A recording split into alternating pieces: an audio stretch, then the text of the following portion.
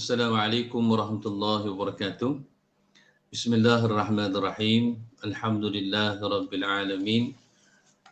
Wa bihi nasta'in ala umurid din wad dunya. Wassalatu wassalamu ala Rasulillah wa ala alihi wa sahbihi wa man wala. Asyhadu an la ilaha illallah wahdahu la syarika lah wa asyhadu anna sayyidana Muhammadan abduhu wa rasuluh. Rabbi syrah li sadri wa yassir li amri wahlul 'uqdatam min lisani yafqahu qawli, amma ba'd. Alhamdulillah, tuan-tuan puan-puan yang dirahmati oleh Allah, kita sama-sama memanjatkan rasa syukur kita kepada Allah dengan kita mengucapkan alhamdulillah kerana pagi yang penuh dengan keberkatan hari ini kita sekali lagi dapat bersama-sama dalam program kita, yakni berbincang berkenaan dengan hukum hakam puasa daripada kitab Bulughul Maram. Alhamdulillah, dalam tidak berapa lama lagi kita akan mula memasuki bulan Ramadan. Mungkin sekitar lagi seminggu lebih kita akan masuk kepada bulan Ramadan, kerana kita akan mula berpuasa sekitar 13 ataupun 14 April, insya-Allah. Dan mendoakan mudah-mudahan Allah Subhanahu Wa Taala menyampaikan kita kepada bulan Ramadan sebagaimana sabit dengan hadis yang dhaif, yang mana ramai daripada kalangan asatizah kita membacakan doa Allahumma barik lana fi Rajab wa Sya'ban wa ballighna Ramadan.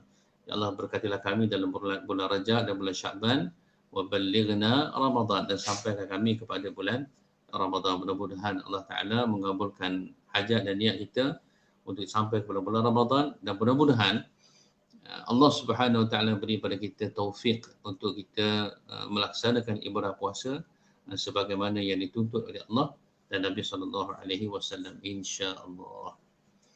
Jadi insya-Allah tuan-tuan dan puan-puan, kita pagi ini kita akan masuk kepada hadis yang seterusnya, yang di hadis yang ke-8. Bismillahirrahmanirrahim. Al-hadis al-thamin. وعن سهل بن سعد رضي الله عنهما قال أن رسول الله صلى الله عليه وسلم قال لا يزال الناس بخير ما عجلوا الفطر، متفق عليه. وللترمذي من حديث أبي هريرة رضي الله عنه عن النبي صلى الله عليه وسلم قال قال الله تعالى أحب عبادي إلي أعجلهم فطرا. قال الله تعالى أحب عبادي إلي أعجلهم فطرا. Hadis yang ke-8 daripada Sahal bin Sa'ad radhiyallahu anhuma. Sahal bin Sa'ad, kedua-dua sahabat, maka kita baca, kita sebut radhiyallahu anhuma. Kata beliau, anna Rasulullah sallallahu alaihi wasallam, sesungguhnya Rasulullah sallallahu alaihi wasallam bersabda, la yazal, sentiasa, annasu, manusia itu, bi khairin, dalam keadaan baik. Kata Nabi, la yazalun nas bi khairin, manusia sentiasa berada dalam keadaan baik. Yakni berada dalam keadaan baik, berada dalam keadaan mendapat rahmat, barakah, keselamatan, terpelihara daripada kemudaratan, ataupun menepati sunnah, ataupun menepati tunjuk ajar Nabi, ataupun menepati tunjuk ajar Al-Quran. Kerana khair di sisi Nabi dan di sisi Allah adalah mana-mana yang menepati sunnah dan juga Quran, maka ini adalah khair. Kata Nabi, la yazalun nas bi khair, sentiasa manusia berada dalam kebaikan, berada dalam bimbingan Allah, berada dalam keadaan yang baik dari segi sudut agama dan juga duniawi dia. Ma'ajjalul fitra, selama mana dia menyegerakan berbuka puasa. Kata Nabi SAW, la yazalun nas bi khair ma'ajjalul fitra. Jadi sentiasa manusia berada dalam kebaikan, yakni kebaikan duniawi dan juga ukhrawi, ma'ajjalul fitra, selama mana dia menyegerakan berpuasa, menyegerakan berbuka puasa. Hadis ini muttafaqun alaih. Walid Tirmidzi, manakala dalam kitab Al-Imam At-Tirmidzi rahimahullahu taala daripada hadis Abu Hurairah radhiyallahu anhu, yang mana dari Nabi sallallahu alaihi wasallam, qala Allah taala, Allah taala berfirman, yakni hadis ini hadis kursi. Nabi bersabda, Allah berfirman, Nabi bersabda, Allah taala berfirman, ni panggil hadis kursi. Yakni firman Allah tetapi dituturkan dengan sirah Nabi, ataupun firman Allah tapi dituturkan dengan penyusunan kalam oleh Nabi SAW. Berbeza dengan Quran. Quran adalah merupakan kalam Allah sebagaimana yang diajar Jibril AS kepada Nabi, maka sebegitulah yang disebut oleh Nabi kepada umat. Qala Allah Ta'ala berfirman dalam hadis kursi ini, ahabbu ibadi, aku menyukai hamba-hamba aku. Ahabbu ibadi ilayya, aku menyukai akan hamba-hamba aku, ataupun aku menyintai akan hamba-hamba aku, yang mana ajaluhum fitra, yang mana menyegerakan berbuka puasa. Dan dalam hadis kursi ini Allah Subhanahu Wa Taala menyebut Allah Ta'ala menyukai ataupun Allah Ta'ala menyintai akan hamba-hamba Allah yang mana ajaluhum fitra, yang menyegerakan berbuka puasa. Okey. Tuan-tuan dan puan-puan dirahmati Allah, agama adalah daripada Allah. Ini agama adalah daripada Allah. Dan diajarkan melalui sunnah Nabi SAW. Maka agama dia tidak lari daripada dua keadaan itu. Yang ini daripada Allah melalui Quran, dan dari segi sudut pengamalan adalah melalui contoh sunnah Nabi SAW. Apa sahaja rupa bentuk syariat, ibadat kita mestilah berpandukan kepada Allah dan Nabi. Tidak boleh kita menggunakan akal kita semata-mata untuk kita memahami agama, untuk kita memahami syariat Allah. Maka apabila agama ini daripada Allah dan Nabi, maka apa yang Allah dan Nabi paling suka, maka itulah yang kita kena kerjakan. Bukan menggunakan akal kita. Akal kita boleh jadi kita merasakan begini. Tapi sekiranya Allah Ta'ala kata begini, maka inilah yang lebih afdal. Inilah yang lebih aula.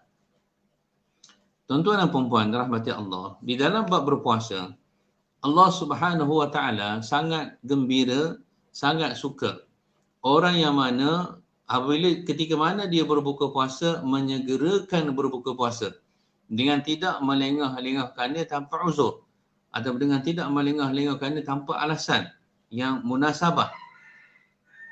Hanya semata-mata kerana beranggapan kalaulah kita menahan diri dengan lama, tempoh yang panjang, mungkin pahala lebih besar. Ini salah. Kerana dalam bab berpuasa diajar oleh Allah dan Nabi SAW kepada kita, apabila kita bersahur, diakhirkan sahur, di hujung-hujung masa untuk kita bersahur, manakala apabila kita berbuka puasa, maka menyegerakan berbuka puasa itu adalah lebih afdal. Inilah agama. Inilah agama Allah. Agama Allah adalah agama yang mudah. Agama yang meraihkan semua keadaan manusia. Agama yang mana semua orang boleh laksanakan dengan cara yang paling benar, paling tepat, dan tidak akan menyusahkan mana-mana hamba-hamba Allah Subhanahu Wa Ta'ala. Maka dalam bab berbuka puasa, yang dituntut dalam agama, yang menjadi suatu benda yang afdal, aula, iaitu menyegerakan berpuasa. Malahan seseorang yang melengah-lengahkan berbuka puasa tanpa uzur, tanpa alasan, ianya adalah merupakan satu perkara yang makruh.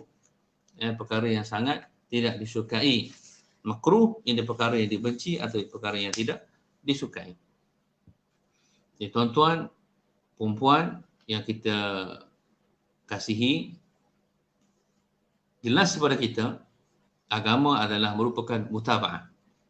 Agama adalah yang diikuti. Agama ni satu benda yang diikuti. Bukan agama ini satu benda yang kita fikir dan rasa. Saya rasa begini. Tidak. Agama adalah kita ikut. Sebagaimana yang diajar oleh Allah dan Nabi SAW. Sabda Nabi SAW, "Man 'amila 'amalan laisa 'alaihi amruna fahuwa raddun." Ini jelas. Kata Nabi, barang siapa yang melakukan sesuatu amalan laisa 'alaihi amruna, yang mana tidak ada amalan tersebut daripada apa yang kami ajar. Tidak ada contoh daripada nas.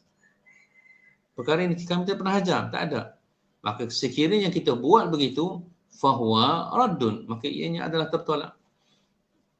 Allah Subhanahu Wa Taala dan Nabi mengajarkan kita apabila kita berbuka puasa menyegerakan. Maka ini yang diajar. Dan inilah yang sabit dengan agama. Apabila seseorang melengah-lengahkan berbuka puasa, maka dia telah menyelisihi apa yang diajar Allah dan Nabi sallallahu alaihi wasallam.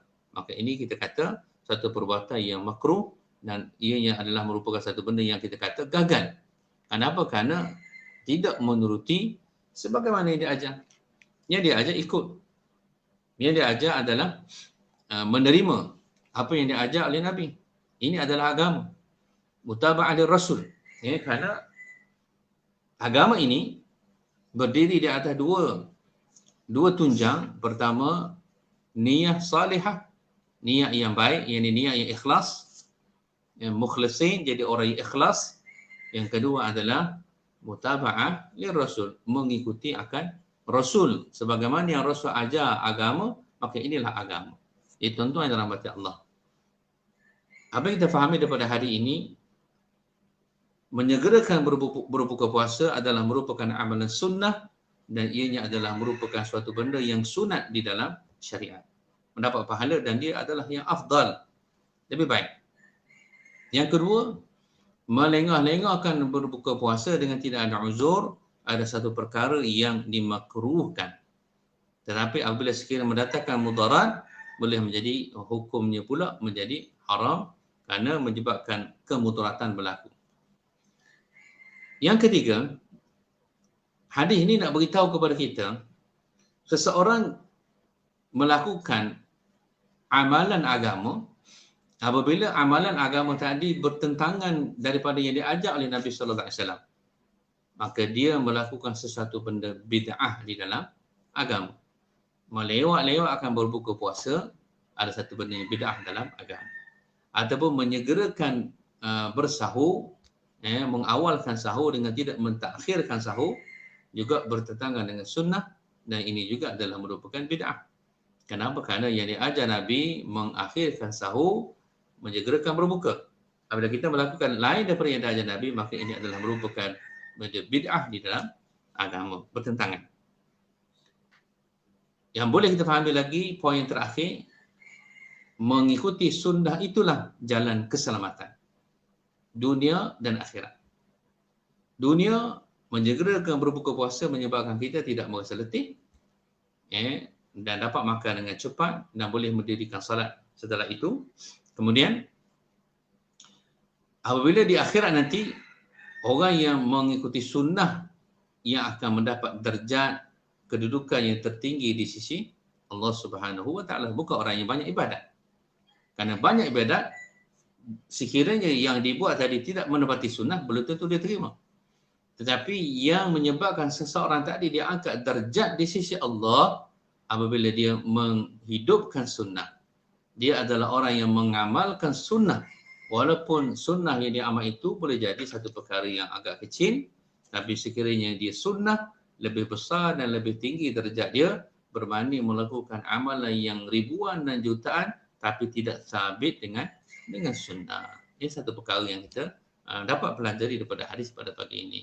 Mudah-mudahan Allah Subhanahu Wa Taala beri saya dan tuan-tuan dan kita semua hidayah dan taufik untuk kita hidupkan sunnah Nabi di dalam ibadat kita. Wallahu Subhanahu Wa Taala alam. Kita sudahi pada pagi ini dengan tasbih kafarah. Subhanakallahumma wa bihamdika asyhadu an la ilaha illa anta astaghfiruka wa atubu ilaik. Assalamualaikum warahmatullahi wabarakatuh.